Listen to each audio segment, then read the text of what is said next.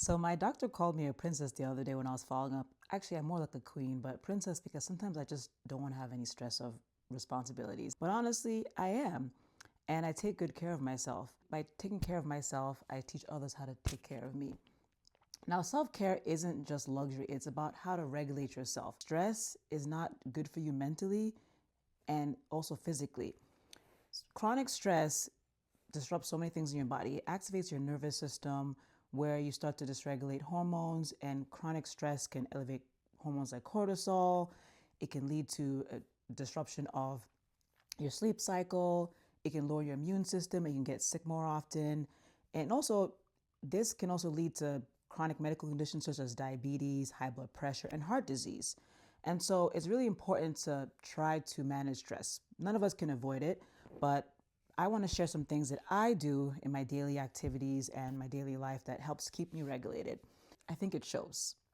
Now, most of you guys may have seen my first episode, but I shared that I'm an emergency physician, and working in the ER is not for the weak at heart. It is high stress. Basically, I'm taking care of everyone else, and I don't really even have time for myself. And so it is very important for me to take care of myself because honestly, I love life and I want to stay as healthy as long as possible. So I'm going to basically break up what I like to do for self-care and also things that I can advise you guys can incorporate to your life and to make a routine group. So what I do falls into three different groups: physical activity and movement, mental decompression, social connection, enjoyment and play. And so when it comes to physical movement, I love exercising. I'm a runner. When I'm training or not training, I generally run between 5 to 6 days a week. I also strength train, and other things I love to do. I like to incorporate yoga, Pilates, hiking, walking. I just love moving. Anything I will generally do, but these are the kind of things I do. And I think it's good to just find what works for you and try to make it part of your routine, whether it's 2 times a week, 3 times a week. Generally, 3 or more is better. So that's one thing that I love to do. Physical activity actually can lower your stress levels by 40%. Other things I like to do, because I'm in the ER is there's constant noise, there's a lot of chaos. So when I'm off my shift, I like to just decompress. I love to just sit in silence. I love to reflect and see how I'm feeling, check in with myself. I also like to just meditate sometimes. And I think it's very good to do that. Even if you have like 5 minutes in the day, you can do that, 10 minutes a day or longer. And there are plenty of apps you can download on your phone where you can do these things like meditation, breath work, and you name it. These are just some examples you could use or incorporate into your routine. Things you can do are journaling. I love to journal. I don't have the best handwriting, but I think that's a great thing. You can literally spend a few minutes of your day or every couple of days and just reflect and write down what you enjoyed about the day, what you wanted to work on, what stressed you out, and you can look back on it and see, is there something that's happening that you can work on? And I just think that's a great thing to do because sometimes you don't realize what you're carrying until you could see it outside of yourself. In the days of social media, I love talking to my friends. I feel like connection is very important. We spend so much time in the day scrolling behind a screen, looking at memes, but I'm an old-fashioned gal. Well, I like to just talk to people.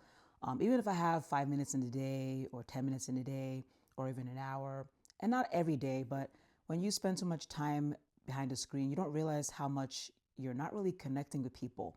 And so things I love to do is I like to just call my friends every once in a while and just chat, check in, see how you're feeling.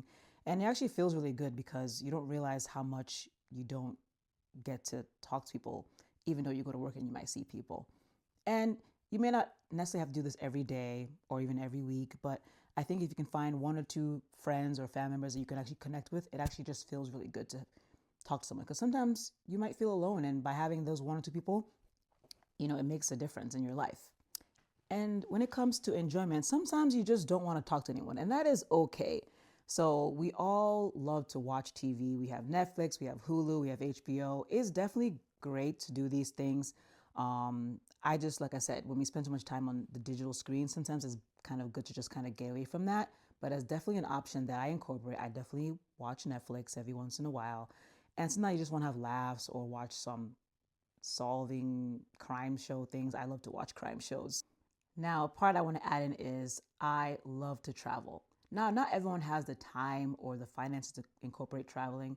And I'm not saying you have to, but I'm just sharing that I love traveling. I love to learn about other cultures. I love to see the world. And for myself, I try to incorporate it kind of regularly in the year, whether it's, every 3, 4 months. I love to just get away and just kind of like see what's out there. And actually, by traveling, it actually makes me appreciate coming home, back to a routine, because it just kind of breaks up the monotony of like the stress of like being in your own routine. So I definitely think you should definitely do that. And it doesn't have to be anywhere far. It can even just be the next state or to visit a friend like an hour away or in the next borough.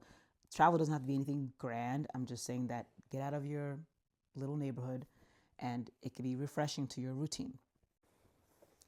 I also want to add that I have a morning routine. When I wake up, I generally spend a few minutes praying, thanking God for waking me up another day, for my health.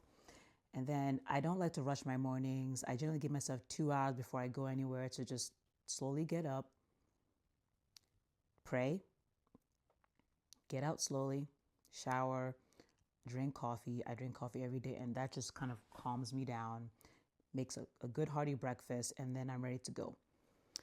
And a tidbit is that I feel like the mornings are the most important for people because, or when you wake up, because me working in the ER, a lot of times people don't realize that when you are sleeping and try to rush and wake up, it's that there's a surge of in your nervous system of a sympathetic surge. And if you have underlying heart disease, this can trigger a heart attack. And so I believe never rush waking up, never rush your morning routine. So always take your time getting up in the morning. To sum it up, I just want to share some general things you could do. Incorporate something with movement, some time to decompress mentally, a time to just connect with people beyond a screen, and, just find what gives you joy. Even just sit down. If you don't know what it is, you can take some examples I gave, write it down, see what you think you can do. Now try to incorporate it into your daily life, because honestly, if you just do something once every 3, 4 months, it may not feel great. But if you can try to do it at least once a week or a couple times a week, it makes a big difference. And so I just hope that these things or these tips I gave helped you out. And if you want to share what other things you would like with, everyone viewing, that will definitely help someone out. So stay tuned for the next episode.